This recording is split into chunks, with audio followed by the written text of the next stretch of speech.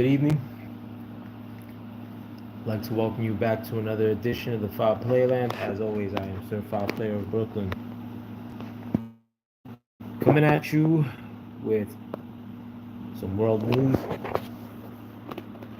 and a little bit of sporting news. I haven't got to touch much of my sporting news of late, besides the fact that the Mets, my favorite team, or my favorite sporting activity, rooting for the New York Mets, um, has been dour of late due to the fact that they've been in a little bit of a losing spell. Today, they're on the midst of losing. That's why I'm doing this stream this evening. And because I haven't had a chance to really come through and talk my shit. But I'd like to thank anybody that listens to this after the fact. Hopefully, people will pop through as I'm doing this. But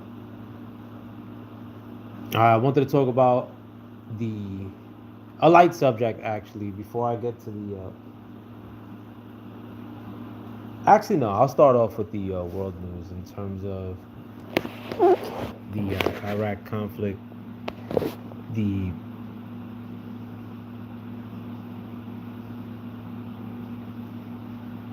aftermath since yesterday. I covered it last night as far as the fact that this nuke facility in Iran, if you guys haven't heard, was bombed by U.S. warplanes last night,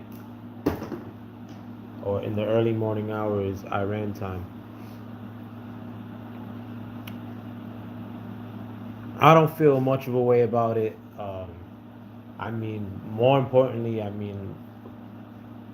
as most human beings, nobody wants war.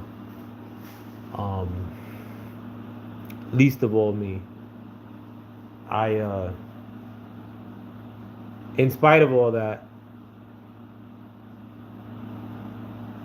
it doesn't seem one day after as if there's been a ramp up of escalatory talks from the U.S. side. I've made it my mission to watch more mainstream media of late, and this morning I watched Meet the Press and uh, the other show from NBC, and they had interviews with JD Vance, with Marco Rubio, and they were very upfront as far as what took place in terms of the bombing. They didn't give any details as to what may happen in the future, like as far as a U.S. Escalation or the need to. At least there wasn't any sort of talks like that.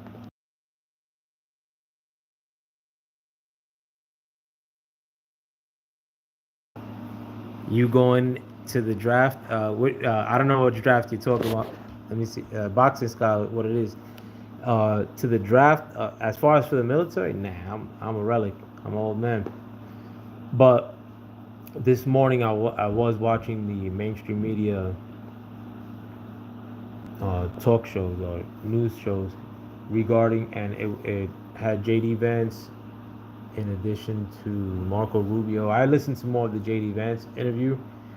I'm gonna listen to the Marco Rubio interview a little later when I get a chance. But they were very upfront with what took place. The three nuclear facilities in Iran that were bombed yesterday were bombed by B-2 bombers, and it seems to have solely hit these nuclear facilities.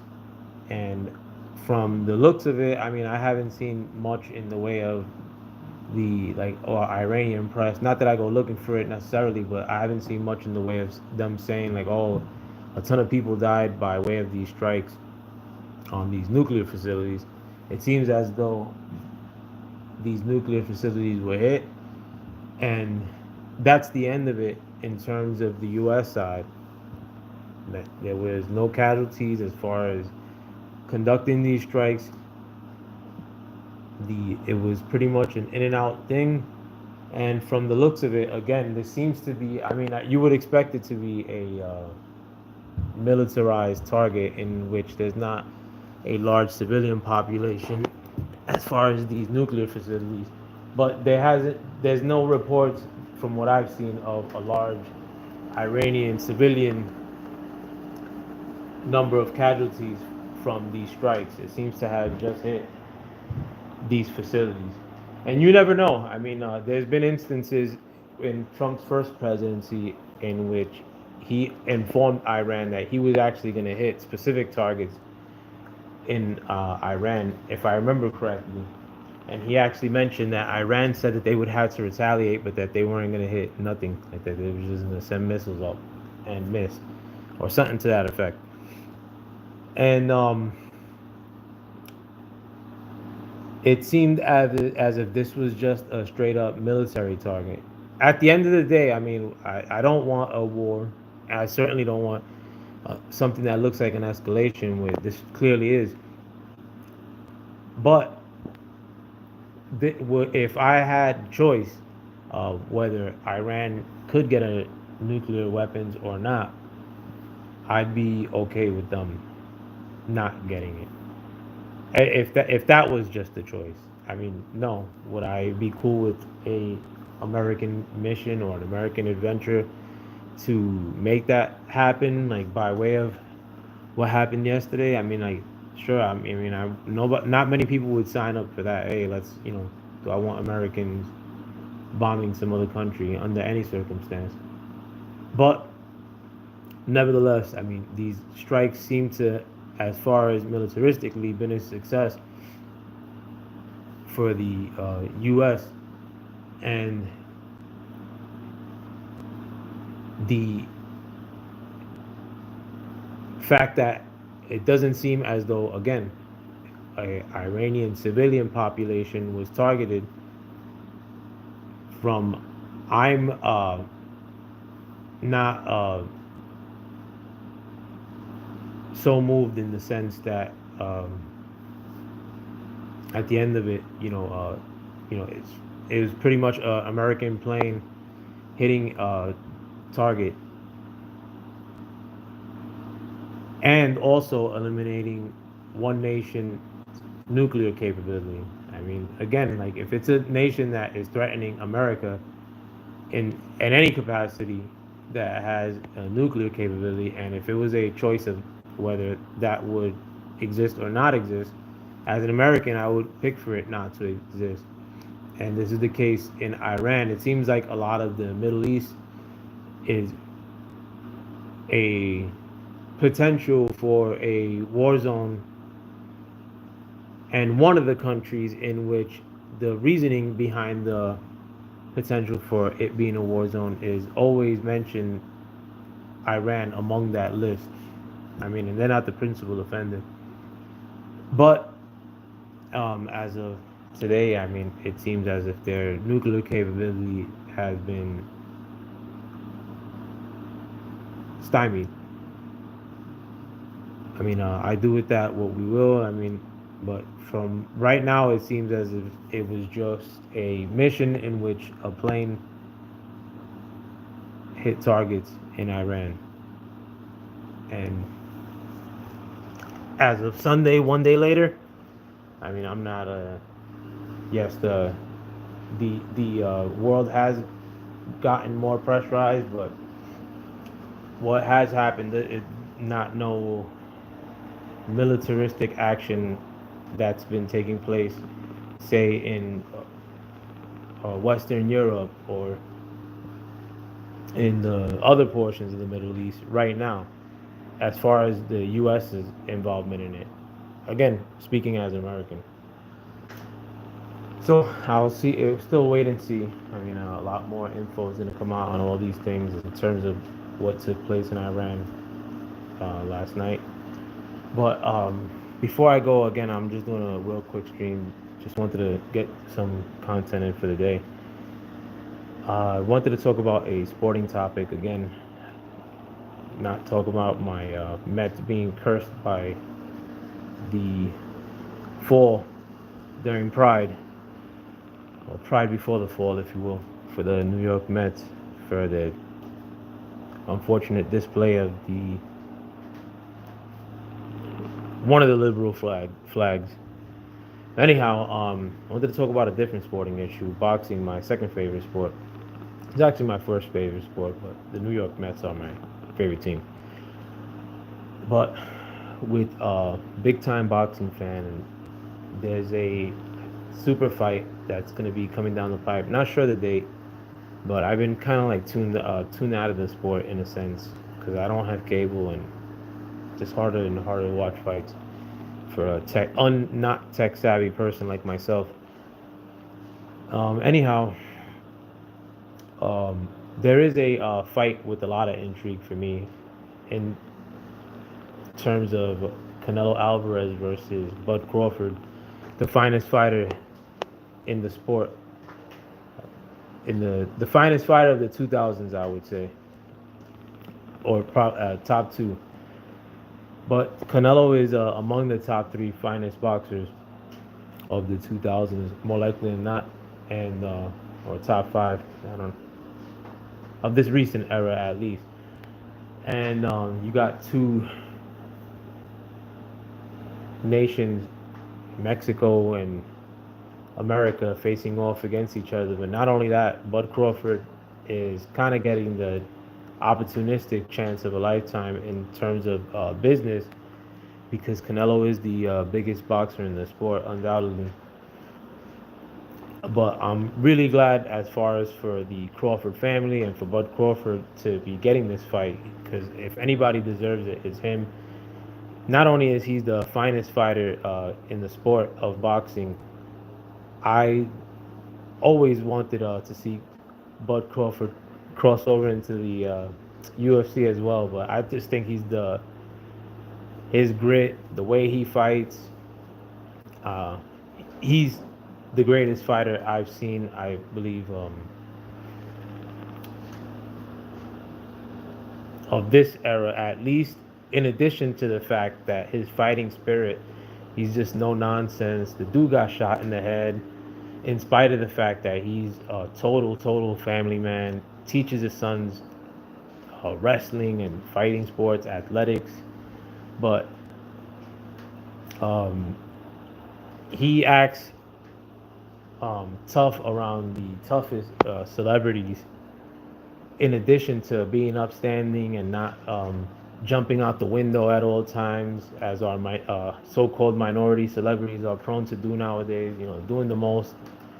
Bud Crawford is super reserved, in addition to pure American, uh, heartland of America, the biggest athlete to ever come out of the state of Nebraska. A man whose family is also, their roots are deep in the state of Nebraska as well. And he gets the, as far as business, chance of a lifetime, undoubtedly. But to hell with the business of boxing. And that's not what I want to relish on too much, in spite of the fact that, yes, I'm very happy that Bud Crawford gets this business opportunity against Canelo. But putting that aside, although I don't see this happening, and I give Bud a lot of credit as far as the skills go, but the weight disparity, and Bud Crawford is moving up in weight, I'm really assuming that he's going to move up in weight a significant amount. I don't know the number, like what he's moving up in weight. Again, sort of detached from the sport these last couple months.